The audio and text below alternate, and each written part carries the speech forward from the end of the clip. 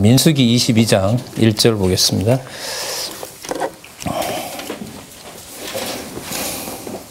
제가 읽겠습니다. 이스라엘 자손이 또 진행하여 모압 평지에 진쳤으니 요단 건너편 곧 여리고 맞은편이라. 예, 여리고는 가나안 땅입니다. 그죠? 예, 가나안 땅이 보이는 모압 평지에 진을 치고 이제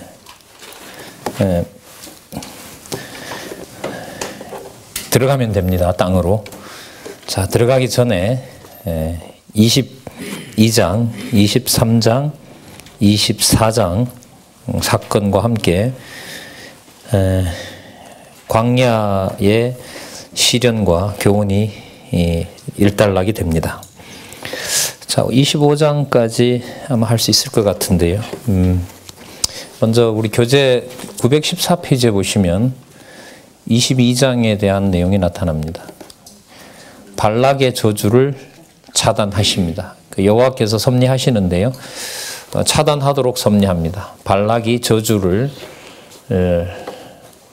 하려고, 죄송한데요, 발악을 하죠. 맞죠? 예, 몇 번에 걸쳐서, 3번에 걸쳐서 온갖 재물과 자리를 발람에게 약속하면서 하는 겁니다. 자, 여러분 앞부분에 21장에 보면 큰 전쟁을 한번 치렀죠. 그죠? 바산 왕 옥을 아예 그 지파를, 그 나라를 여호와께서 붙이셔 가지고요. 34절에 나왔죠. 21장 34절에 내가 그 땅을 내 손에 붙였으니 너는 그렇게 하라고 하시고, 35절에 보시면 아들과 그 백성을 다쳐서 하나도 남기지 않고 그 땅을 점령했습니다. 바산 왕 옥은 여러분 굉장히 큰 나라입니다. 당시에. 그리고 그게 무너졌다고 하는 사실은 일대에 그야말로 대소동이 일어난 거죠. 사실 큰 나라 하나가 사라졌으니까요. 그러니까 발락이 모압 땅에서 그걸 저주할 수밖에 없는 일이 발생하는 겁니다. 22장 2절에서부터 4절에 보시면 모압 왕 발락이겠죠. 아모리에서 일어난 사건을 보고 번민합니다. 3절에 보시면, 자, 2절에 십볼의 아들 발락이 이스라엘이 아모리인에게 행한 모든 일을 보았으므로 모압이 심히 두려워하였으니, 이렇게 나타납니다. 이스라엘 백성이 많음을 인함이라. 또 전쟁에 이겼죠. 4절에 보면 미디안 장로들에게 이르되 이제 이 무리가 소가 밭의 풀을 뜯어먹은 같이 우리 사면에 있는 것을 다 뜯어먹으리라 하니, 십볼의 아들 발락이 모압 왕이었기 때문에 그렇습니다. 이 땅을 빨리 점령해야 여러분 요단 동편 땅 분배가 시작이 됩니다. 하나님께서 왜 오늘 살펴봤었죠. 18장에서부터 오는 동안 왜 돌이키고 또 돌이켰느냐. 그러니까 가나안 땅이 멀어지는 것처럼 보이는 돌이키는 일이 뭘 이루어가는 과정이죠. 세대 교체된 백성들에게 그 다음에 해당하는 자손 땅 통치 언약을 이루어 나가는 과정을 하나님께서 모세와 아론에게, 또 모세와 아론을 정비해서 특히 제사장 지파를 정비해서 확증해 주는 내용을 저희들이 지금 살펴보고 있는 거죠. 자, 22장 5절에서부터 6절에 보시면 발락이 선지자 발람을 불러서 이스라엘의 저주를 요청하는 내용이 나타납니다. 그 발람은 그 마술사라고 설명을 하고 있고요. 그 세 번째 줄에 보시면요, 916페이지에 여호수아 13장 22절에 가면 이 발람이 여호수아가 전쟁을 해 들어갈 때 죽습니다. 아직은 안 죽어요. 아직은 안 죽고 13장 22절에 가면 서쪽 땅, 그야말로 가나안 땅을 정복해서 들어갈 때 이 발람이 죽습니다. 이 사람 사건도 좀 흥미롭긴 하죠. 이런 여호와의 축복을 보고 아마 여기서 이제 발락하고 헤어지고 자기는 자기 딴에 이제 살면 되는 줄 알았는데, 서쪽 땅 정복이 시작될 때 이 발람을 하나님께서 죽입니다. 그리고 여호수아 손에 의해서 죽죠. 그리고 그 발람에 관한 사건은 여러분 베드로 후서라든지 유다서라든지 계시록이라든지 주로 이게 신약성경 어디에 집중이 되어 있어요? 후반부에 집중되어 있죠. 맞죠? 베드로 후서 같으면 교회 투쟁, 유다서 투쟁, 베드로 전서 같으면 뭐냐? 베드로 후서에 나오는데요. 베드로 후서 2장에 가면 나오죠. 베드로 후서 2장에는 주로 우는 사자처럼 거짓 지도자들이 달려드는 상황에 거룩한 생활을 유지하도록 하나님께서 하실 때 구약에 나타난 발람을 소개합니다. 그 발람이 아주 사특한 선지자라는 사실을 들어서 교회 투쟁에서 하나님의 교회를 세속주의와 또 유대주의와 그런 걸로 하나님의 교회를 망칠 때 그 예를 민수기서에 나타난 발락이 하나님의 백성을 저주하려고 했던 그 사악함을 폭로하는 겁니다. 그리고 여기에 보면 발람이 마치 하나님의 명을 계속해서 순종해 가는 것처럼 보이는데 나중에 유다서라든지 요한계시록이라든지 베드로 후서에 가면 아주 잔꾀를 부리는 발람으로 소개를 합니다. 그래서 하나님의 선지자로 보호받는 게 아니고요. 여호수아 13장에 가면 뭐예요? 죽여버리는 거죠.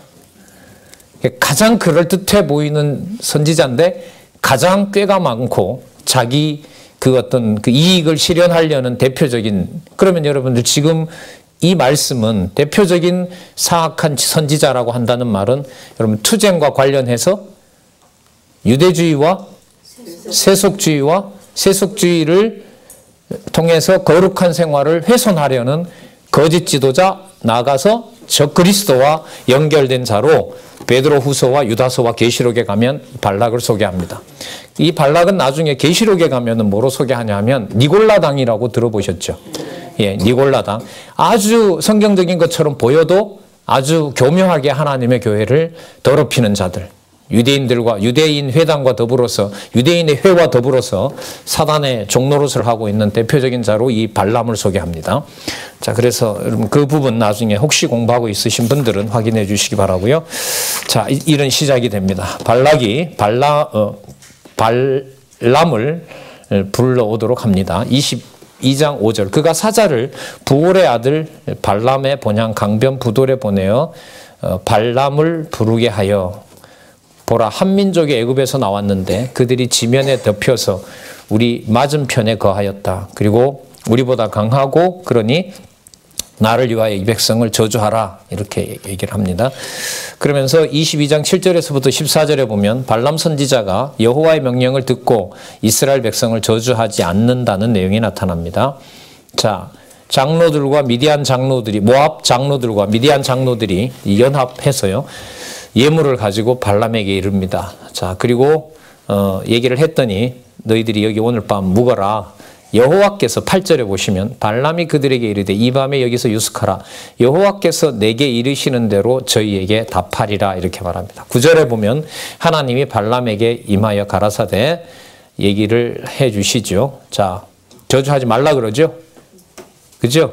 예, 11절에 보라, 애굽에서 나온 민족이 있어 지면에 덮였으니 이제 와서 나를 위하여 그들을 저주하라. 내가 혹 그들을 쳐서 몰아낼 수 있으리라 하나이다. 12절 일단 볼게요.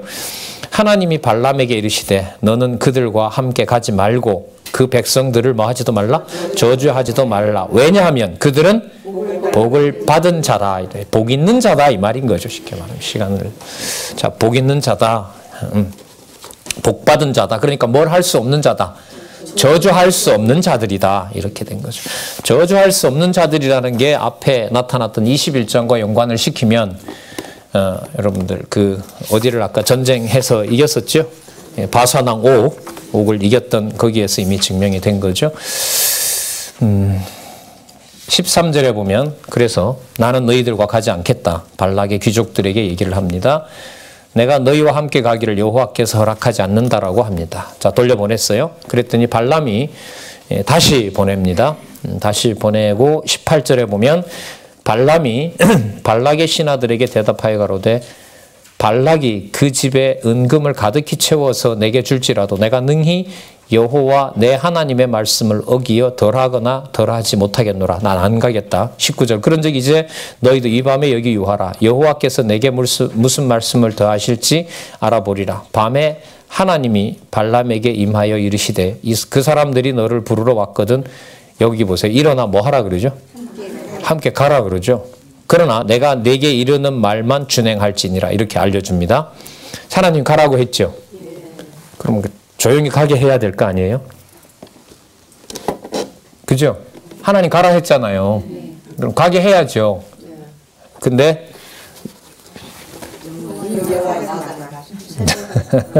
자, 보겠습니다. 발람이 발락에게로 가는 길을 누가 막아요? 가라 했는데 왜 또 막아요? 21절. 발람이 아침에 일어나서 자기 나귀 안장을 지우고 모압 귀족들과 함께 행하니 그가 행함을 인하여 그가 가는 걸 때문에 이런 말이죠. 하나님 가라 했잖아요. 네? 근데 그가 가는 것으로 인하여 하나님이 뭐 했대요? 가지 마라 했는데 가라 했으면 진노가 임하는 게 맞는데 가라고 해서 가는데 하나님이 뭐 해요? 이해가 되세요 이게? 이건 안 돼요? 다른 건 되시고 권사님? 저는 이것도 안 됩니다. 저는 이것도 이해가 안 돼요. 봐요 그러면. 여호와의 사자가 그를 막으려고 길에 서니라. 발람은 자기 나귀를 타고 그 두 종은 그와 함께 있더니 나귀가 먼저 봅니다. 여호와의 사자가 칼을 빼 들고 있는 것을 봅니다. 그러니까 길로 가다가 밭으로 들어간 거예요. 그 다음에 발람이 나귀를 돌이키려고 채찍질했습니다. 이번에는 여호와의 사자가 포도원 사이에 좁은 길에 섰습니다. 그러니까 빠져나갈 수 없는 좁은 골목으로 계속 여호와의 사자가 몰아가는 거죠. 예. 자, 25절입니다. 24절. 여호와의 사자는 포도원 사이 좁은 길에 섰고 좌우에는 담이 있더라. 나귀가 여호와의 사자를 보고 몸을 담에 대고 그런 사이에 발람의 발을 그 담에 비벼가지고 상하게 했습니다. 갈렸겠죠. 담에. 그 채찍질을 합니다. 26절. 여호와의 사자가 더 나아가서 좌우로 피할 데가 없는 좁은 곳에 서니까요. 27절에 나귀가 여호와의 사자를 보고 발람의 밑에 엎드려 버립니다. 불쑥 주저앉아 버렸어요. 발람이 열을 엄청 받았어요. 자기 지팡이로 나귀를 때립니다. 28절에 보면 주어가 뭐라고 나오죠? 여호와께서 나귀 입을 여시니 발람에게 이르되 내가 네게 무엇을 하였기에 나를 이같이 3번 때리느뇨. 야, 나귀가 말하고 달려들면 집에 애완경 키우시는 분 있죠. 조심하시기 바랍니다. 달려듭니다. 성경 공부 안 하면. 성경 공부 안 하면 꿈에. 예? 나귀가 발람에게 이르되 나는 네가 오늘까지 내 일생에 타는 나귀가 아니냐? 내가 언제든지 내게 이같이 하는 행습이 있더냐? 가로되 없었느니라. 그 말은 뭐예요? 이게 내가 할 일이 아니다. 이게 내 마음대로 되는 일이 아니다. 내 마음대로 되는 일이 아니다. 여러분 여기 하나님 왜 이렇게 하시죠? 가라고 했는데 간다고 어떻게 해요? 못 가게 막잖아요 지금. 그리고 행함을 인하여 하나님이 진노했다 그렇잖아요. 가라고 했으면 가야 되는데 갔는데 너 왜 가느냐라고 여호와의 사자를 보내서 막아버리는 거죠. 이거 어떻게 해석하면 되죠? 자, 더 봅시다 그러면. 자, 31절에서부터 35절. 발락에게로 가는 발람에게 길에 선 사자가 막아섰었잖아요. 사자가 교훈을 해서 또 다시 가라고 합니다. 때에 여호와께서 발람의 눈을 밝히심에 여호와의 사자가 손에 칼을 빼어들고 길에 선 것을 보고 머리를 숙이고 엎드리니. 자, 발람도 봤습니다.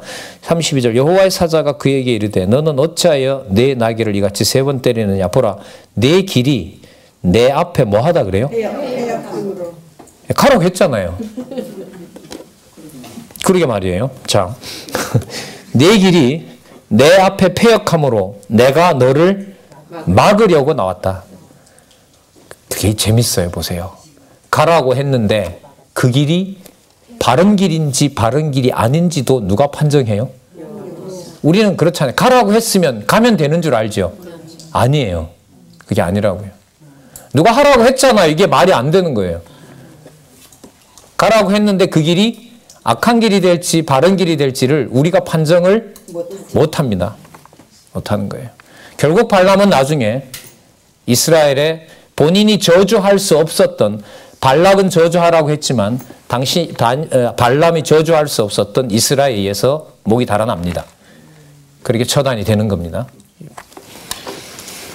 자, 내 길이 내 앞에 패역함으로 내가 너를 막으려고 나왔더니 나귀가 나를 보고 이같이 3번 돌이켜 내 앞에서 피하였다. 나귀보다 못했다 너가. 나귀가 만일 돌이켜 나를 피하지 아니하였다면 내가 벌써 너를 죽이고 나귀는 살렸으리라. 나귀가 너를 살려준 거다.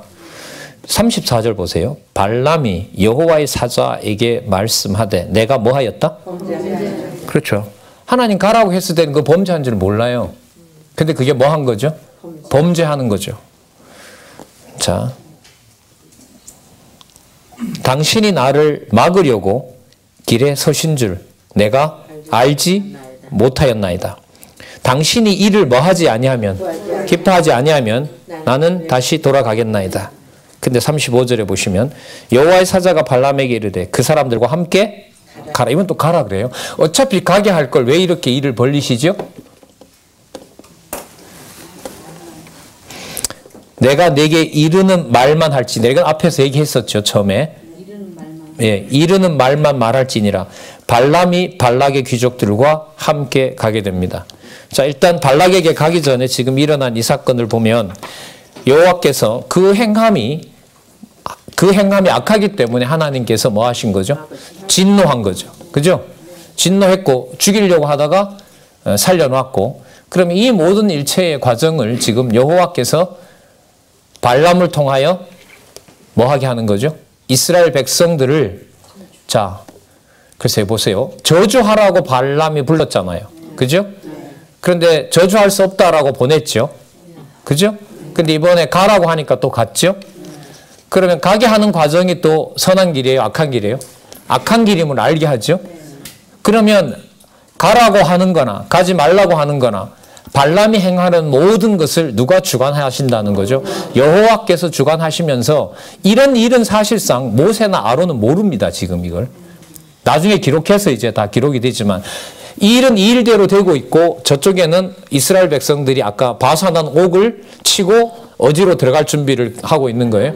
가나안으로 갈 준비를 하고 있고요. 모세는 이제 곧 있으면 죽게 되는 거고요. 여호수아 세울 준비를 하고 있고 이쪽에서는 하나님께서 악의 세력들을 하나님이 뭐 하시는 거죠? 진노하고 다스리고 그렇게 하는 거죠. 이 정황으로 봤을 때 예를 들면 아까 이 소행을 하나님이 어떻게 보면 악으로 이렇게 섭리해 가시는 것 같아요. 뭐냐면 선지자 처음에 왔을 때 하나님이 물었을 때 가지 말라 그랬죠. 그죠? 가지 말라 그랬으면 나중에 이 사람들이 또 왔을 때도 발람이 뭐라고 말했어야 돼요? 여호와께 기다리지 말고 지난번 여호와가 가지 말라고 했으니까 뭐 해요? 안 간다고 해야 돼요. 이게 사실. 물론 이제 결과는 이렇게 드러났지만 안 간다고 해야 되고 여호와께 자꾸 물어보는 것은 뭐 하고 싶은 거죠? 가서 뭐도 얻고 재물도 얻고 그 기회를 엿보는 그야말로 진짜 이건 무서운 거죠. 하나님이 버리기로 한 그야말로 거짓 선지자인 거예요. 그러니까 이렇게 되는 거 한번 잘 보세요. 이 민수기서에 모세와 아론에게 일러 가라사대라는 말이 많이 나왔죠. 여호와의 명을 쫓아가도록 하고 여호와의 율법을 지키도록 모세와 아론을 섭리해 가시죠. 그죠? 그리고 악한 그 원주민들은 하나님께서 그 원주민들은 이렇게 치고 전쟁에서 이기도록 섭리해 가시는데 발람 선지자의 사건을 통해서 이 발람 선지자는 하나님이 부리긴 하지만 하나님께서 지금 선의 도구로 써요? 악의 도구로 써요? 악의 도구로 쓰는 거죠. 하나님이 비록 뭐 하지만 부리는 종이라 하더라도. 그리고 마치 하나님의 명을 따라가는 것처럼 보이지만 그 길이 무슨 길이다? 악한 길이다라는 것을 점점 발락에게 가르쳐 주는 거죠. 발람에게.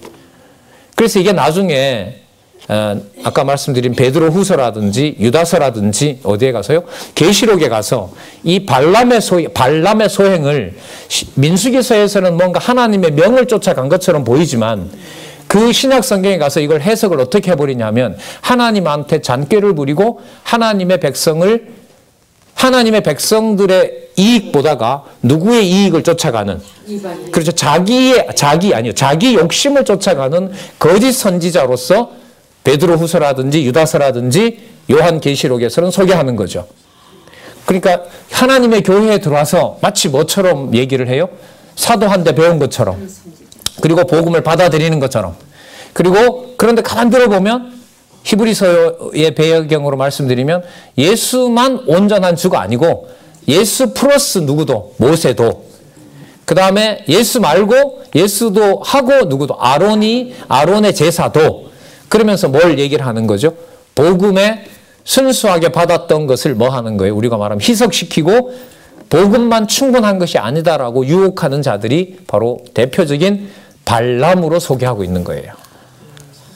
예, 거짓 선지자의 표징이고요. 그리고 또 결과적으로 아까 13장 여호수아에 넘어가면 이 발람을 하나님이 보호하고 하나님께서 보호하는 선지자가 아니에요. 그러니까 어떻게 해요? 이스라엘 백성들에 의해서 하나님이 없애버리는 거죠. 그래서 이 발람 선지자에 관련된 것에 사실상 답은 성경 제일 뒤에 가서 나와요. 그 내용을 보고 이 부분을 다시 보게 되면 하나님한테 물어보는 것이 이게 진짜 하나님을 의지해서 물어보는 것이 아니고 누구 욕심을 누구 이름으로 취하려는 자, 자기 욕심을 누구 이름으로, 여호와의 이름을 갖다가 쓰는 자. 그러면 여러분 적그리스도 맞죠? 그걸 후반부에 쓰더라고요, 성경에서.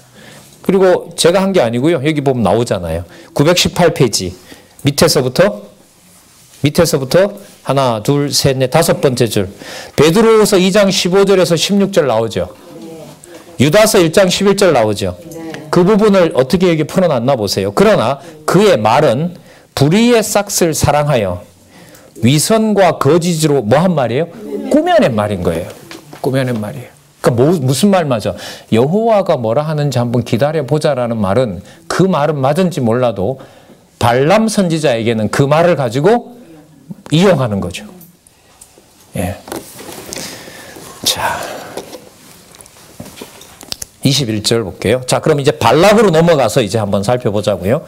발락이 저주하라고 해서 한다고 저주를 받을 수 있을까요? 없죠. 자, 발람이 아침에 일어나서 안장을, 여기 했었죠? 예. 30절 했었습니다. 22장 31절로 가볼게요. 이것도 아까 했었고요. 자, 22장 36절에서부터 40절에 보면 발락이 성읍까지 나와서, 국경까지 나와서 발람 선지자를 반갑게 영접해요. 자, 36절 모압 변경의 끝 아르논 가에 있는 성읍까지 와서 그를 영접합니다. 왜 이렇게 나를 애타게 했느냐? 빨리 오지. 자, 38절 발람이 발락에게 이르되 내가 오기는 하였으나 무엇을 임의로 말할 수 있으리까? 자, 발락은 오게 됨으로써 두 가지 다 얻죠. 표면적으로 볼 때 왔으니까 뭐도 얻을 것이고, 그래서 아마 재물을 얻어가지고 요단강을 건너서 거기서 잘 먹고 잘 살고 있었던 것 같아요. 그러다가 이스라엘이 와가지고 죽여버린 것 같아요. 자, 어쨌든 요단강 건너가거든요, 이 발람은. 응? 왜요? 동쪽에 있어봤자 그 땅을 누가 치고 들어가니까. 누가 치고 들어가요? 이스라엘이 동쪽 지역 다 점령하잖아요. 근데 그 부근에 살고 있다가 어느 틈인가 건너간 것 같아요. 그리고 거기서 이제 이스라엘의 진노를 이스라엘 군대에 의해서 죽게 되죠. 자, 38절 발람이 발락에게 이르되 내가 오기는 하였으나 무엇을 임의로 말할 수 있으리까? 하나님이 내 입에 주시는 말씀 그것을 말할 뿐이니이다. 그러니까 자기는 자기 딴에 욕심 챙겼다고 하지만 하나님은 하나님 정한 대로 나중에 먼저 발락의 소원도 들어주지 않을 뿐만 아니라 나중에 거짓 선지자 발람도 하나님이 처리해버리는 겁니다. 자, 발람이 발락과 동행하여 기럇 후솥에 이르러서는 발락이 우양을 잡아 발람과 함께 그와 함께 한 귀족을 대접하였더라. 자, 아침에 발락이 발람과 함께 가고 그를 인도하여 어디에 이르죠? 바알 산당에 오르매 발람이 거기서 이스라엘 백성의 진 끝까지 보니라. 다 보여주고 저거 다 저주해라. 이렇게 되는 겁니다. 자, 세 번에 걸쳐서 일이 벌어지지만 발람을 통해서 저주가 일어나는 것이 아니라 뭐가 일어나죠? 축복이 일어나면서 자손 언약 성취 섭리를 기가 막히게 누가 보호하시죠? 여호와께서 보호하신다. 이렇게 갑니다. 첫 번째, 단을 쌓고 제사를 드립니다. 2절에 보시면 매 단에 단 7개를 준비하고요. 매 단에 수송아지 하나와 수양 하나를 드리게 됩니다. 자, 3절에 발람이 발락에게 이르되 당신의 번제물 곁에 서소서 나는 저리로 갈지라. 여호와께서 바알 산당에서 음성 듣는 게 아니고요. 여호와께서 혹시 오셔서 나를 만나시리니 그가 내게 지시한 것은 다 당신에게 고하리라 하고, 자, 사태난 산에 이른즉 벌거벗성에 이르러서 하나님이 발람에게 임하십니다. 자, 5절에 뭐라고 하시는지 한번 볼게요. 여호와께서 발람의 입에 말씀을 주어 가라사대. 발람이 하는 게 아니죠. 예. 발락에게 돌아가서 이렇게 말해라. 자, 그가 발락에게 돌아간즉 발락과 모든 귀족들이 번제물 곁에 섰었죠. 7절 발람이 노래를 지어 가로되 발락이 나를 아람에서 모압 왕이 동편산에서 데려다가 이르기를 와서 나를 위하여 야곱을 저주하라 이스라엘을 꾸짖으라 하도다. 이게 노래 가락으로 지금 하고 있는 겁니다. 하나님이 저주치 않으신 자를 내 어찌 저주하며 여호와께서 꾸짖지 않으게 하신 자를 내 어찌 꾸짖을꼬. 내가 바위 위에서 그들을 보며 작은 산에서 그들을 바라보니 이 백성들은 홀로 처할 것이 아니라, 혼자 자기네들만 따로 모여 설 백성이 아니라는 거예요. 뭐 할 백성이다? 번성할 백성이다 이거예요. 아셨어요? 가나안에 와서 그냥 어느 민족처럼 하나 그냥 겨우 명맥을 유지할 그럴 자손이 아니라는 거예요. 그 다음에 나와요. 그를 열방 중에 하나로 여기지 아니하니라. 여러 나라가 있는데 그 중에 한 나라처럼 안 다룬다는 거죠. 그럼 여러 나라보다 어떤 나라가 된다? 더 강성하고 번성한 나라가 된다. 그게 노래의 핵심입니다. 10절에 보세요. 야곱의 티끌을 네 능히 계산하며 이스라엘 4분의 1을 누가 능히 계수할 수 있을꼬. 번성한다는 거죠. 자, 그러면서 하는 말이, 이게 노래다 보니 나는 의인의 죽음같이 죽기를 원하며 나의 종말이 그와 같기를 바라노라. 의인의 죽음같이 죽기를 바란다는 말은 뭐냐면, 여러분 복 있는 이스라엘을 저주하면 저주가 돼요, 안 돼요? 안 되죠. 그럼 복 받는 민족을 저주하다가 보면 누구 명을 어기게 돼요? 하나님의 정한 뜻을 어기게 되죠. 그러면 그 명을 어겼다가는 누구로부터 진노를 당하죠? 하나님으로부터. 그러니까 이런 말인 거죠. 복받은 민족을 내가 저주해서 하나님의 명을 거드려서 나 죽고 싶지 않다. 그러니까 하나님의 명을 따르다 죽고 싶지, 하나님의 명을 거스리다가 불의하게 죽고 싶지 않다. 그게 이제 노래고요. 나의 종말이 그와 같기를 바라도다. 그러니까 내 종말은 하나님의 복을 따라서 사는 저 사람들처럼 살고 싶지, 명을 거역하다가 죽고 싶지 않다라고 하는데요. 이게 여호수아까지 가면 발람 자기 마음대로 안 돼요. 참 어떻게 보면 불쌍한 인간이죠. 왜요? 하나님의 복과 저주를 선명하게 보지만 자기는 결국 이런 하나님의 섭리를 받지만 어느 백성이 될 수는 없어요? 이스라엘 백성이 될 수는 없어요. 될 수 없다는 말은 아무리 잘 여호와를 보여주고 깨닫는다 하더라도 이스라엘 백성에게는 무슨 세력이에요? 대적인 거예요. 대적이 되는 겁니다. 그래서 나중에 여호와께서 진노하시게 되고요. 아까 말씀드린 대로 신약 성경에 소개를 하고 있습니다. 자, 11절 발락이 발람에게 이르되 그대가 어찌 내게 이같이 행하느냐. 나의 원수를 저주하라고 그대를 데려왔거늘 그대가 온전히 축복하였도다. 12절 대답하여 가로되 여호와께서 내 입에 주신 말씀을 내가 어찌 말하지 않을 수 있으리이까. 자, 23장 13절에서 26절 두 번째입니다. 발락이 가로되 나도 나와 함께 그들을 달리 볼 곳으로 가자. 거기서는 그들을 다 보지 못하고 끝만 보리니. 그 뭐냐면요, 여러분 다 봐서 너무 겁이 나가지고 저주를 못했는가 싶으니까 끄트머리 조금 보이는 거 저것쯤은 당신 저주할 수 있지 않느냐. 어쨌든 흥을 내려는 거죠. 저주하려고 하는 거죠. 자, 그래서 조그맣게 보이는 데를 데려가는 것 같아요. 그리고 똑같이 7단을 쌓고 거기에다가 제물을 드립니다. 16절 여호와께서 발람에게 또 임하십니다. 그 입에 말씀을 주어 가라사대 발락에게로 돌아가서 이렇게 말해라. 자, 18절 발람이 노래를 지어 가로되 발락이여 일어나 들을지어다. 십볼의 아들들이여 나를 자세히 들으라. 하나님은 인생이 아니시니 시건치 아니하시고 인자가 아니하시니 사람의 아들이 아니시니 후회가 없다. 어찌 그 말씀하신 바를 행치 아니하시며 하신 말씀을 실행치 아니하시지. 아까 그거 그대로 다 이루어진다. 이래봤자 소용없다. 자, 내가 축복의 명을 받았으나 그가 하신 축복을 내가 돌이킬 수 없다. 자, 21절 참 말씀 좋죠. 여호와는 야곱의 허물을 보지 아니하시며 이스라엘의 패역을 보지 아니하시돈다. 40년 동안 이거 보여줬잖아요. 1차, 2차, 3차 지나면서 하나님 다 멸했어요? 아니죠. 뭐 해오는 과정이었어요? 규례를 지키도록 하나님이 거룩함으로 백성도 거룩하다는 사실을 확증해 준 것이 40년 시련의 역사였다고 보시면 되죠. 물론 방식은 우리 방식은 아니에요. 그죠? 주권성이죠. 그게 주권적인 방법으로 여호와의 신실성을 지켜오신 사건이 40년 역사였던 거죠. 이게 21장의 21절의 평가입니다. 여호와 그의 하나님이 그와 함께 계시니, 그죠? 누구를 부르는 소리가? 왕을 부르는 소리가 그 중에 있도다. 여러분, 이 왕이 누굴까요?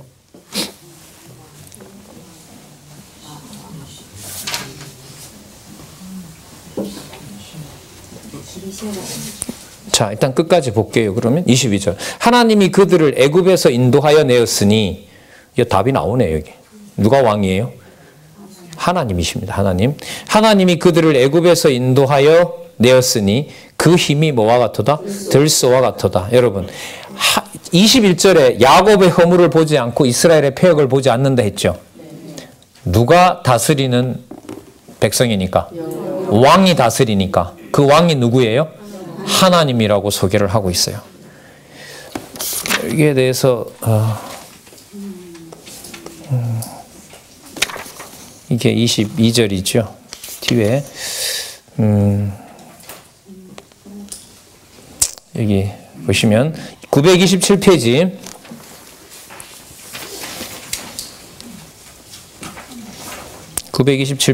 세 번째 단락 두 번째 줄에 보시면 여호와 하나님이 뭐가 되셔서? 여기 답이 있는데 왜 대답 안 하세요? 절 테스트 하신 겁니까? 아니면 안 읽어오신 겁니까? 읽었는데 기억이 안 나시는 겁니까? 읽었는데 기억이 안 나게 하신 겁니까? 뭐라고 변명해도 다 변명입니다. 여러분, 진짜요. 이 성경 강론은 논리적 연결성에 맞추어서 성경의 언약 성취 구도에 맞는 최소한의 것만 연결시키면서 1권부터 마지막 권까지가 쓰여진 거예요. 여러분, 아까 그 베드로 후서 2장 12절과 유다서 1장 11절을 소개해 주는 것과 안 해주는 것의 차이가 이렇게 전달해야 되는, 아까 말씀드렸지만 꽤 많은 시간 할애해서 설명을 드렸는데 그 사실을 안내해 주는 것과 안 해주는 것의 차이가 클까요? 적을까요? 저는 어마어마해요. 아까 그 구절이. 그러면 이게 없었다면 제가 아까 발람 사건을 어떻게 결론을 내야 될지 모른다고요. 근데 왜 거기에 충실할 수가 있죠? 성경의 근거니까. 무슨 근거? 발람을 이해하는 신약 근거니까. 그게 여러분들 이번 7월 달에 들으실 때 이 저자는 세 번째 단락을 신경을 많이 쓰신 것 같아요. 저는 두 번째 단락을 그 강론집 여러분들 공부하면서 많이 강조를 드렸고요. 세 번째 단락에 이번에 신경을 쓰게 되면서 구약 모든 근거는 신약에 근거하고, 구약의 모든 말씀은 신약에 근거하고, 신약의 모든 사건은 구약의 근거를 준다. 상호 근거가 된다는 것을 우리가 살펴봤잖아요. 자, 여기 보시면 부분이긴 하지만 누가 왕이 되신다? 여호와 하나님께서 왕이 되신다. 그러면 이 표현으로 보면 여호와 그의 하나님이 그와 함께 계시니 왕을 부르는 소리가 그 중에 있도다. 여러분, 40년 동안 이스라엘 백성을 이 근거에서 보면 40년 동안 누굴 부르는 과정이었을까요? 여호와 하나님을 왕으로 부르는 과정이었습니다. 이런 구절이 이렇게 어떻게 보면 숨어 있어요. 숨어 있습니다. 그러면 여러분, 뭐가 이미 이루어진 거죠? 지금 무슨 언약 이루어 가세요? 지금 땅 언약 이루어 가요? 자손 언약이잖아요. 어디로 갈 거예요? 거기 가서 누구를 보내요? 왕을 보내시죠. 이미 그까지 간 거예요. 또 하나, 야곱의 자손들은 야곱의 허물을 보지 않고 이스라엘의 패역을 보지 않는다 했죠.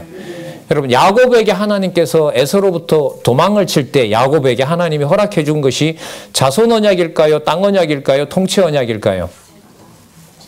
세 가지 다일까요? 세 가지 다입니다.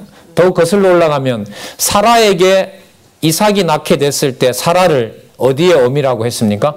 열국의 어미라고 했고, 야곱이 에서가 쫓아왔을 때 하나님과 씨름하면서 하나님은 이름을 바꿔서 야곱에서 뭘로? 이스라엘로. 이스라엘이 뭐가 됩니까? 나라 이름이 됩니다. 그 나라의 왕이 누구다? 여호와이시다. 이 내용을 좀 말씀을 더 드리면 사무엘하 7장 16절에 다윗을 보고 내 집과 내 나라가 영원하리라고 얘기를 하셨죠. 약속하셨죠. 그대로 이루어져서 70년 후에 돌아와서 성곽도 짓고 성전 성곽 다 지었고요. 맞죠? 예, 유대인들이 아닌 이방인들도 에스더에 가면 하나님의 여호와 이름을 부르도록 섭리하셨습니다. 그죠? 그래서 그리스도 오실 준비를 해놓으셨습니다. 그리고 역대기 17장, 역대기상 17장 14절에 가면 누구 집과 누구 나라다?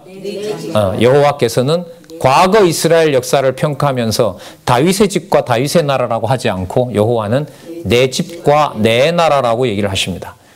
그리스도의 천국에 대한 확증이 역대기에서부터 아담으로 연결되면서 이루어진다고 몇 차례 말씀을 드렸습니다.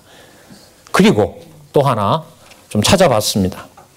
시편의 대부분의 기록은 욥기는 욥이라는 인물이지만 모세 때 보통 썼다고 하고요.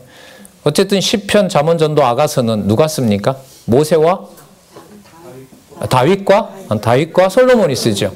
그러니까 성전도 지은 사람들이고 왕국도 건립한 자들입니다. 그런데 다윗이나 솔로몬은 자기를 왕이라고 하지 않습니다.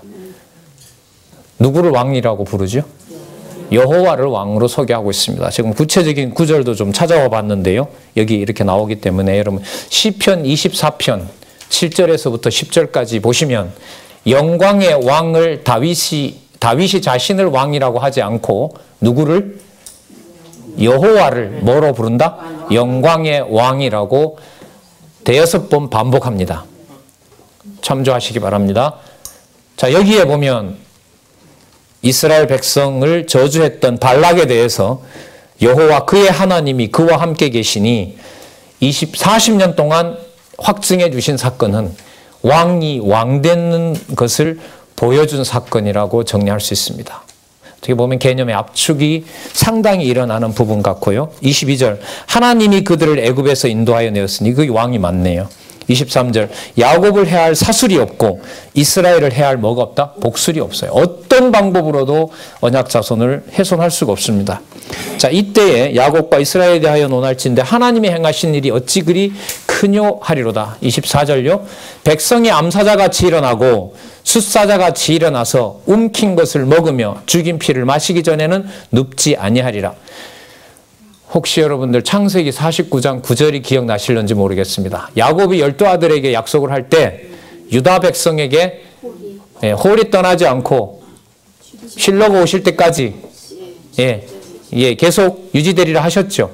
그게 10절입니다. 9절에 보시면 유다를 암사자와 숫사자에 비합니다.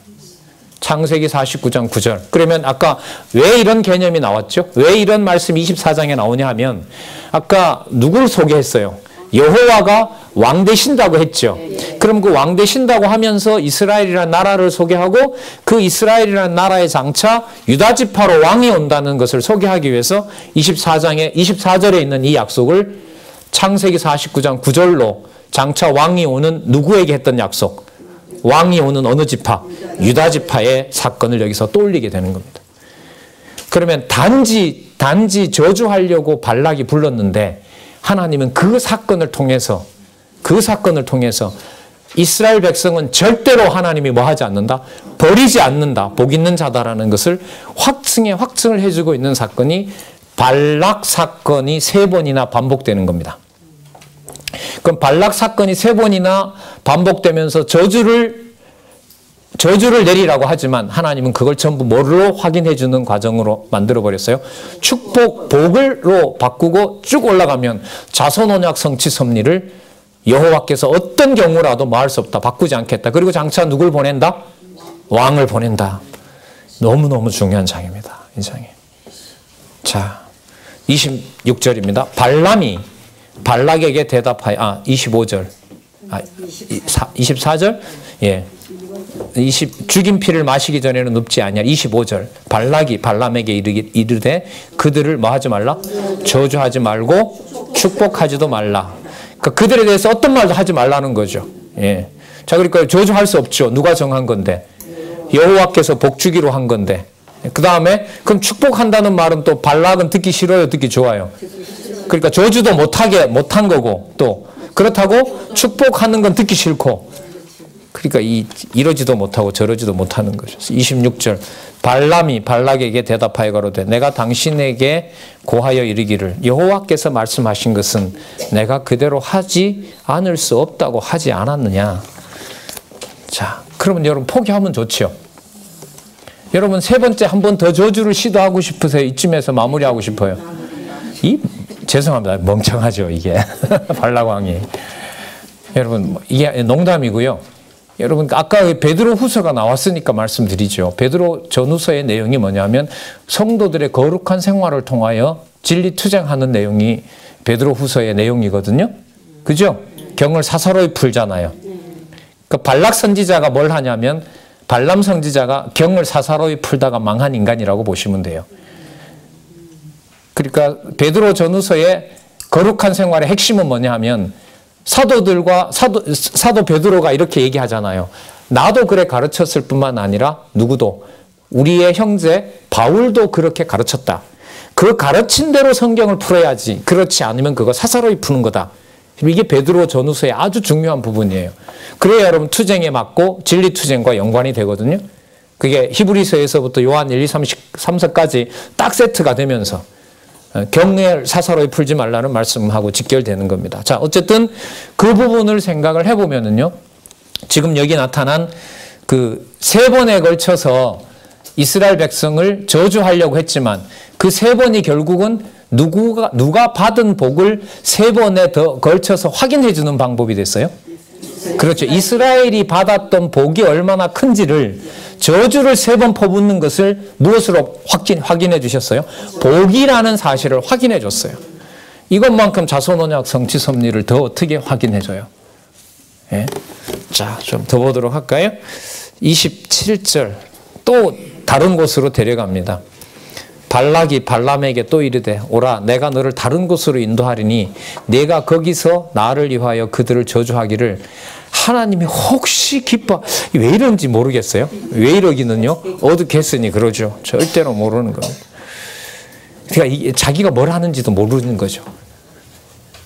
근데 자손 언약 성취 섭리라는 걸로 보면 하나님께서는 저주의 이 사건을 통해서 아까도 말씀드린 것처럼 복 있는 자, 언약 자손에 대한 확인을 거듭 해주고 있는 거죠. 그러면 여러분 대적들이 진리에 대해서 거듭 죽이려고 다가오는 게 좋은 걸까요? 나쁜 걸까요? 이 경우로 보면 좋은 거죠. 표면적으로 볼 땐 저주하러 오는 건데 저주가 아니라 뭘 확인해 주는 거예요? 여호와의 언약 자손임을 다른 방식으로 우리가 이해할 수 없는 방식으로 확인해 주는 것이 바로 그 다가오는 대적들이라고 보면 되죠. 그 대적의 횟수가 많아지는 만큼 더 우리가 누구의 자손이다? 하나님의 언약 자손이다. 언약 자손이다. 자, 여러분 24장 1절에서부터 9절도 참 놀라운 말씀이 나옵니다. 세 번째, 자 여호와의 그 언약 자손에 대한 확증을 종교를 짓는 내용인데요. 자, 2절에 한번 보시면 눈을 들어 이스라엘이 그 지파대로 거하는 것을 보는 동시에 하나님의 신이 그 위에 임한지라 발람 위에 임했습니다. 노래를 부릅니다. 4절 하나님의 말씀을 듣는 자, 전능자의 이상을 보는 자, 엎드려서 눈을 뜬 자가 말하기를 야곱이여 내 장막이 이스라엘이여 내 거처가 어찌 그리 아름다운고 그 벌어짐이 골짜기 같고 강가의 동산 같으며 여호와의 심으심 치명명을 갖고 물가의 백향목들 같도다. 이게 여러분 저주하라고 한 내용일까요? 발람이 이걸 세 번째도 들었다 생각해 보세요. 7절 그 통에서는 물이 넘치겠고 그 종자는 많은 물가에 있으리로다. 여러분 여기 보세요. 그 왕이 아각보다 높으니 그 나라가 뭐하리라? 진흥하리라. 왕이 진흥한다라고 하는데요. 아각은 여러분들 이로부터 몇 년 후에 나오냐면요. 사무엘에 나와요. 사무엘상 15장에 보면 이게 사울과 연관된 사건인데 처음에 죽여요? 안 죽여요? 안 죽이죠. 나중에 가서 사무엘이 죽이는가 그랬죠. 그래서 여러분 이게 400년 후에 나오는 사람의 이름이 여기 나온다고요. 나중에 조작된 걸까요? 하나님이 미리 정해놓은 걸까요? 아멘. 저만 그러지 말고 여러분들도 문서 편집이 아니라 여호와께서 이미 왕이신 여호와께서 대적들을 어떻게 죽이는지를 400년 후에 이루어질 아각의 죽음을 통하여 뭐 해놨다? 정해놓았다. 자, 그러면 참고로 예를 하나 더 들도록 하겠습니다. 여러분 열왕기상 배우셨죠? 열왕기상하 다 배우셨죠? 예? 나중에 요시아가 개혁 정치를 합니다. 제단을 전부 불태워버리고 망가뜨리고 여호와의 제사를 회복합니다. 맞죠? 그건 누구에 의해서 누가 이미 약속한 거죠? 언제요? 여로보암 때. 나라가 분리됐을 때. 그 300년 전에 이미 요시아라는 이름을 가진 왕이 나타나서 그 북쪽 이스라엘이 범했던 범죄를, 그러니까 결국 아합과 예후 가문이 되죠. 거기서 망쳐놨던 것을 뭐 할까? 남쪽 유다의 어떤 왕이 회복한다. 그 왕의 이름이 뭐다? 요시아다. 그게 300년 전에 약속된 거예요. 두 개로는 또 부족하나요? 하나 더 들어드릴까요? 선지서로 가서 들죠. 하나님께서 싸매실 때 이사야에게 나중에 내가 세울 왕이 있는데 그 왕이 이스라엘을 싸매는 역할을 할 것이다. 그가 선지자 노릇도 한다. 이렇게 얘기를 해 주십니다. 누구 얘기죠? 이방왕 고레스. 이사야로부터 200년 후에 이루어집니다. 이 정도면 증거가 충분합니다. 자유주의 신학자들도 이렇게 들면 더 이상 편집설 가지고 달려들지 못할 겁니다. 성경의 구성이 그렇게 되어 있다. 아각의 이름이든 요시아의 이름이든 누구 이름이든 고레스 이름이든 전부 수백 년 전에 이미 여호와께서 그 이름을 지정해 놨다. 왜 그럴까요? 예수라는 이름이 이미 창조 때부터 이미 정해져 있는 것과 똑같은 겁니다. 우리가 무슨 이 사건 확인하려는 건 아닙니다. 그러니까 여호와께서 당신의 언약과 성취 섭리를 해가시는 일에 여기 이런 게 나오는 거죠. 왕이 아각보다 높으니 그 나라가 뭐 한다? 여러분 아직 땅에도 안 들어갔는데 뭐까지 확보해 주세요?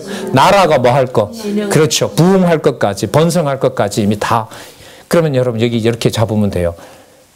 저주하라고 했는데 축복의 내용들이 점점 어디까지 향하고 있어요? 자손으로 끝나는 게 아니라 한 번 얘기하고 두 번 얘기하고 세 번 얘기할 때마다 세 가지 언약 전부인 무슨 언약까지?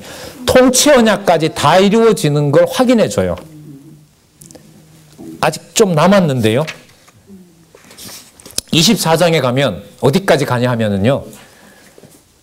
저기 그리스도가 오실 때까지 펼쳐버려요. 이 약속을 한번 보자고요. 그래서 여러분들이 신학적으로요. 이 민수기서에 나오는 이 발람과 발락 사건, 그리고 발람 사건이 신약의 후반부에 나오기 때문에 무슨 종말론 이런 거 얘기할 때 단골 메뉴로 나와요. 이 성경에 나오니까. 그런데 그걸 이어서 성경 전체를 이해하는데 그렇게 쓰지는 못하죠. 왜? 구속사에다가 좁혀놓으니까. 이게 보이겠어요? 구속사에 좁혀놓으면 뭐가 안 보이느냐? 인간이 감당할 수 없는 방법을 섭리하실 때 구속해 주시겠다고 했던 사랑의 하나님이 왜 이런 방법을 쓰는지가 설명이 안 돼요. 그걸 누가 받아내요? 그걸 하나님이 숨겨오신 거라고요. 1517년 이후부터 수백 년, 한 300년을. 그래서 서구 신학의 여러분들 한계 속에다가 도덕과 성경은 논리적이지 않다라는 두 말로 그냥 이런 신을 어떻게 믿느냐. 문서가 이런데 무슨 진리냐. 그걸로 서구 신학을 하나님 문을 닫게 하신 거죠. 저는 그렇게 생각합니다. 그래서 우리가 여호와 계시다. 성경이 여호와 하나님 존재 중심이다. 그게 여러분들 쉬운 말이 아니고요. 너무너무 감사한 말이죠. 사실. 자, 더 볼게요. 자, 8절. 하나님이 그를 애굽에서 인도하여 내셨으니 그 힘이 들소같도다. 그 적국을 삼키고 그들의 뼈를 꺾으며 화살을 쏘아 꿰뚫으리로다. 꿇어앉고 누움이 수사자 같고 암사자와 같으니. 이거 아까 23장 24절에 나왔던 부분입니다. 맞죠? 자, 일으킨 자 누구이랴? 너를 축복하는 자마다 복을 받을 것이요 너를 저주하는 자마다 저주를 받을 것이니라. 자, 여기에 대해서 발람의 책망에 대해 마술사 발람이 다시 또 변론을 합니다. 그러니까 미치려고 해요, 이 발락이. 진짜 10절에 보면 발락이 발람에게 노하여 손뼉을 노하면서 손뼉 어떻게 쳐요? 한번 쳐보세요. 뭐 어쩔 수가 없는 거예요, 이 사람이 지금. 자, 그러니까 축복의 내용이 뭐냐 하면 모든 나라를 다 지배하는 왕이 된다라고 하니까 감당이 되겠어요? 내가 그대를 부른 것은 내 원수를 저주하라 하미언을 그대가 이같이 몇 번이나? 3번이나 그들을 축복하였도다. 그러므로 그대는 이제 그대 곳으로 가라.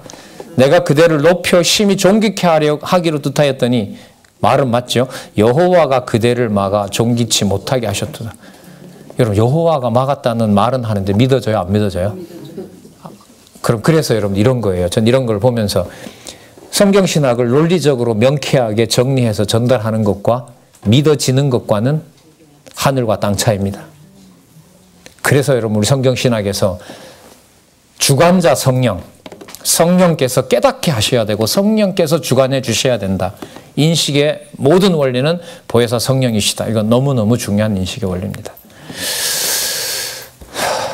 예, 12절요. 발람이 발락에게 이르되 당신이 내게 보낸 사자들을 내가 고하여 이르지 아니하였나이까. 가령 발락이 그 집에 은금을 가득히 채워서 내게 줄지라도 나는 여호와의 말씀을 어기고 선악간 임의로 행하지 못하고 여호와께서 말씀하신 대로 말하리라 하지 아니하였나이까. 말은 이래도 이 선지자는 택한 선지자는 아닙니다.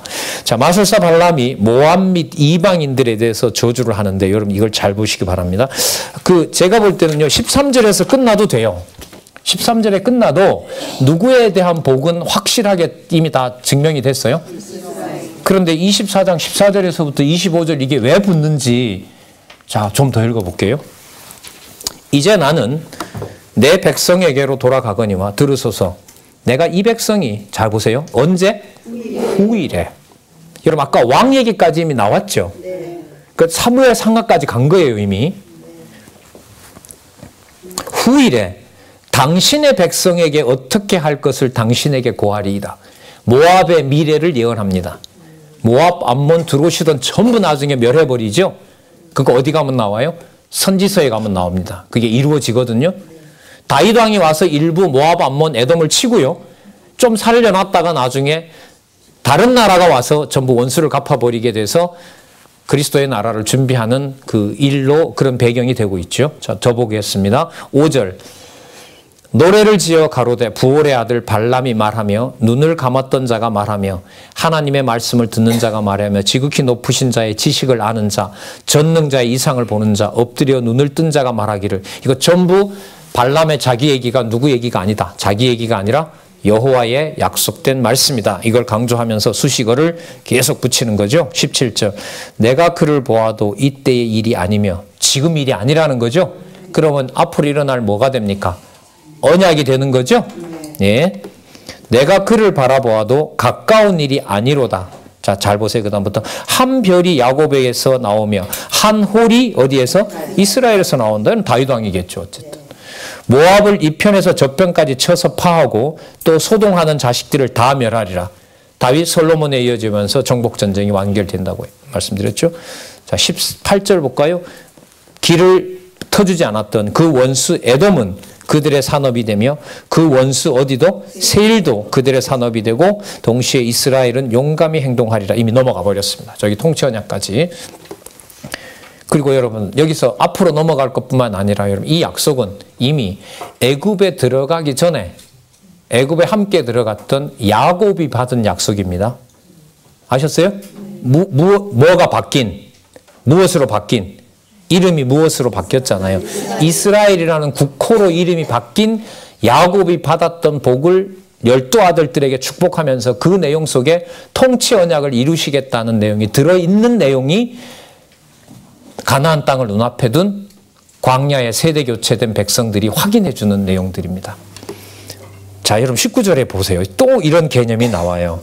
아까 그 17절 끝에 보면 한 홀이 이스라엘에서 난다 그랬죠. 맞죠? 네. 17절에 죄송합니다. 17절 중간에 맞죠? 네. 한 홀이 나온다고 했으니까 홀은 누가 갖는 거예요? 19절에 있는 누가? 주권자가 갖는 거죠. 주권자가 야곱에서 나서 바로 나옵니다. 그럼 아까 왕은 누구였다 그랬어요? 여호와라 그랬죠. 그럼 여호와가 약속대로 주신 왕은 자기가 왕임을 과시하는 걸까요? 여호와가 왕임을 계시하는 걸까요? 그렇죠. 그걸 여러분 다윗이 보고 나중에 불렀던 찬송이 제가 아까 확인해 봤던 24장 7절에서부터 10절입니다. 그리고 잠언에 보면 잠언 8장 22절에 여러 번 소개해드렸죠. 솔로몬이 창세전에 있는 지혜인 메시아가 세워놓은 왕국을 찬양하는 내용을 소개해드린 적이 있습니다. 8장 22절에서부터 31절까지. 자, 19절요. 주권자가 야곱에게서 나서 남은 자들을 그 성읍에서 멸절하리로다 하고 또 아말렉을 바라보며 노래를 지어 가로되 아말렉은 열국 중 으뜸이나 종말은 뭐에 이른다? 그러니까 여러분 이걸 뭘 전제로 합니까? 통치 언약을 이루신 것을 전제로 한 설명들입니다. 또 가인 족속을, 이 가인은 가인보다가 아니라 겐 족속이라고 보통 얘기합니다. 가나안 족속 중에 센 족속이죠. 바라보며 노래를 지어 가로되 너의 거처가 견고하니 네 보금자리는 바위에 있도다. 그러나 이 가인 족속이 쇠미하리니 나중에 누구의 포로가 돼요? 아수르의 포로가 되리라. 그럼 아수르는 하나 기억하실 게 뭐가 있냐면 아수르가 셈족이에요. 계열로 보면. 자, 어쨌든요. 아수르의 포로가 되리라 하고 또 노래를 지어 가로되 슬프다 하나님이 이 일을 행하시리니 그때의 살자가 누구 일이야? 잘 보세요. 기띔 해변에서 배들이 와서 누구를 학대해요? 아수르를 학대해요. 여러분 이게 뭐냐면 다니엘서에 나타난 제국들이 흥했다 망했다 흥했다 망했다 하면서 성민 나라를 준비하는 것과 관계돼요. 그럼 어디까지 가요 이게 벌써? 열왕기를 넘어서 역대기, 에스라, 느헤미야, 에스더, 선지서로 넘어오면 선지서 전체 내용인 누가 오시는 데까지요? 아까 한홀 주권자 메시아가 오는 것까지 관련된 약속을 어디에서요? 모압 땅에서 이미 하나님이 하고 계신 거예요. 여러분 이걸 꼭 기억하시고 있어야 되고요. 나중에 신명기서에 가서 땅 언약을 이루시면서 뭘 이루실 때 신명기 다음에 뭐가 나옵니까? 여호수아 나타나죠. 그럼 여호수아 다음에 사사기 룻기 가잖아요. 통치 언약으로 가기 전에 땅 언약을 종결하시면서 신명기에 가면 이 내용을 연결이 돼요. 이 내용이 연결이 돼요. 그건 이미 가나안 땅에 들어가서 이 백성들에게 무엇이 일어날지를 약속하는 내용이 이것과 연결이 됩니다. 자, 그때 가서 보도록 하고요. 기띔의 해변에서 배들이 와서 아수르를 학대하며 에벨을 괴롭게 하리라 말은 여기도 셈족이죠. 그도 멸망하리라 하고 발람이 일어나 자기 곳으로 돌아갔고 발락도 자기 길로 갔더라. 기띔 통상 로마라 얘기합니다. 성민나라가 오게 될 때 택한 백성들을 뭐하는 또 그리고 그리스도를 뭐하는 죽이는 바로 그 세력들에 의해서 됩니다. 그리고 이 기띔의 배들이 나중에 어떻게 된다? 전부 멸망할 것이라는 사실은 저기 다니엘서에 가면 나타나고요. 스가랴에도 나타나고 그리스도도 이미 약속을 하고 자 이렇게 그려집니다. 그래서 여기 두 번에 걸쳐서 얘기한 2장 14절에 후일에 될 일을 얘기했고요. 그리고 17절에 내가 그를 보아도 이때 일이 아니며 내가 그를 바라보아도 가까운 일이 아니라 먼 일. 그럼 뭘 다 가지고 있어요 이게? 뭘 다 가지고 있어요? 어디까지? 구약 어디까지? 구약 전체. 이 어마어마한 내용입니다. 이 부분. 그러니까 여러분 저주하려고 계획을 했지만 하나님은 그 일을 통해서 보여주는 게 뭐죠? 어마어마한 감당 안 되는 복 있는 것을 가르쳐 주는 거죠. 그러니까 우리에게 시련이 온다는 것은 교회에 시련이 온다는 것은 그 시련과 비교할 수 없는 풍요함과 영광스러움이 약속되는 현장이라고 보시면 됩니다. 자, 하나만 신약과 연관을 시키고 정리를 하도록 하겠습니다. 교회 양육을 통한 성취에 보면 로마서에서 고린도전후서로 갈라디아서로 마무리가 되죠. 로마서의 칭의의 복음으로 했는데 여호와께서 성령께서 이끌어주지 않으면 어떻게 되냐면 고린도 전후서 꼴이 되는 거예요. 그 말은 결국 누가 양육시켜 주셔야 된다? 성령께서 양육시켜 주셔야 된다는 거죠. 그럼 갈라디아서는 뭐냐면요. 사도 바울이 떠났을 때 사도 바울이 가르친 것을 있을 때는 눈이라도 빼어질 정도로 사도 바울의 말씀을 좋아했는데 사도 바울이 떠난 다음에 교회가 혼란스러우니까 율법 조항 몇 개를 지키라는 거예요. 유대인들이 와서. 그래서 그 사람들에게 그 결국 진리가 무너지게 됐다는 거죠. 그러면서 그 사도 바울이 뭐라고 하냐면 그렇게 행위가 몇 가지가 흠이 드러났다 하더라도 절대로 하나님의 은혜는 변함이 있다 없다? 없다. 무슨 성? 무슨 성? 갈라디아서가 무슨 복음? 은혜의 복음으로. 맞죠? 그 은혜의 복음으로 양육하는 내용이 여러분 갈라디아서예요. 그 신명기 지금 이 부분은 뭐냐 하면 이스라엘 백성을 흠을 잡아서 아무리 치려고 해도 아까 뭘 받은 자? 이미 복받은 자예요. 그 복받은 자는 어떤 허물이 있어도 어떤 경우라 하더라도 다시 정죄할 수 있어요? 없어요? 없어요. 그게 은혜성이에요. 그래서 지금 오늘 살펴봤던 이 3차 시련의 경우는 제가 봤을 때 큰 구조로 보면 로마서 의롭게 백성 만들었잖아요. 근데 하나님 관리 안 하니까 40년 동안 무슨 일이 벌어져요? 원망하고 그냥 백성 달려들고 모세한테 반항하고 하나님 욕하고 하죠. 그렇다 하더라도 아까 뭐라고 나왔어요? 어떤 사술과 복술로도 누굴 저주할 수 없어요? 이스라엘을 저주할 수 없어요. 그래서 갈라디아서에 보면 어떤 흠결이 있다 하더라도 하나님의 은혜는 폐기할 수 있다 없다? 없다. 그래서 이 40년 구조는 다른 데도 연관이 됩니다만 교회 양육을 통한 성취 부분에 로마서, 고린도 전후서, 갈라디아서 구조 전체에 대한 큰 구조가 되는 배경, 근거가 될 수도 있다 이런 생각이 듭니다. 아까 투쟁은 얘기를 했기 때문에 그거는 당연히 그렇고요. 그 양육에서도 그런 구조를 생각해 볼 수가 있다. 예, 공부하시는 데 도움이 좀 되셨으면 좋겠습니다. 기도하겠습니다. 하나님 아버지 감사합니다. 진리의 말씀을 통하여 수천 년 전의 일이나 오늘 이렇게 살아서 역사하시는 하나님의 능력을 하나님의 교회를 통하여 배울 수 있도록 허락해 주셔서 감사합니다. 더 사모할 수 있게 하여 주시고 하나님 좋은 상황, 너무 편안한 상황입니다. 진리에 더 몰두하는 주의 종들, 주의 동력자들 될 수 있도록 인도해 주시옵소서. 예수님의 이름으로 기도드렸습니다. 아멘. 네, 수고하셨습니다.